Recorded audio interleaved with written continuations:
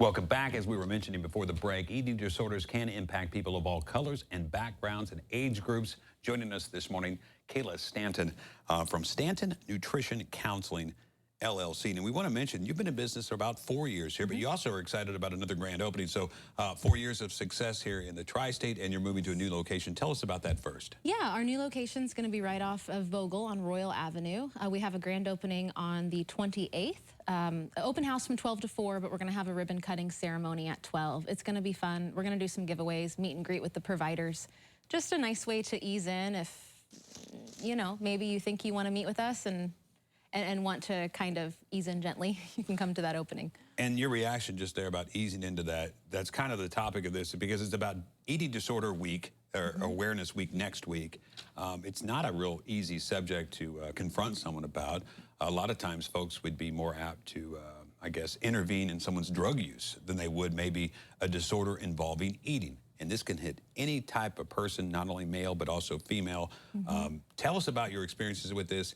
And there's really not a lot of options out there for folks to seek help from this, but it comes in all kinds of forms, because I think immediately people with anorexia or people that have a motivation to lose weight, where it's also on the other end of the spectrum too, people overeat. So explain this to us. I think it's so important, and that's why we have Eating Disorders Awareness Week, to recognize that no one is immune to eating disorders. They do not have a look, they do not have a demographic, they do not have an age bracket or a socioeconomic bracket. Anyone can have an eating disorder. The problem we get is that, unfortunately, we have an image of who we think can get eating disorders, and then the people who don't fit that category don't get help. They think, I can't have an eating disorder. This can't be a problem. There's no way I have this. Even when they express concerns to family or friends, they might get a laugh. Oh yeah, you just need to, you know, lay off the whatever. You know, they don't. It becomes a joke, especially the people that may be overweight. Sure, any body shape or size. Only about 6% of people diagnosed with an eating disorder are clinically underweight. That means over 90% of people are in average sized bodies or larger.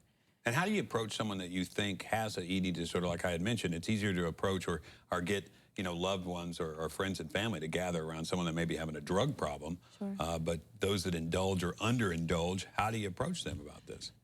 With love, with care. I always tell family members and friends, like, I'm the expert, I'm the professional, but I don't have that love superpower. That I care about you, I've known you your whole life. So really express concern. I like to tell people to use I statements. I noticed that you seem really isolated. I noticed that you seem really preoccupied with food and eating in your body. I noticed that you're hurting, and I noticed that something's different in you, and I'm worried about you. And that does lead me into my next question, the signs to look for, because it comes in different flavors. It doesn't matter what you're looking at. Someone's overeating, someone's undereating. What signs to look for? How do you identify those? Eating disorders are very isolating illnesses, so often we can see a dulling of a person's personality, their vibrancy. Maybe once they were quite social, and now they're very isolating because the rules that are in place that they have to follow for that eating disorder don't fit and are questioned.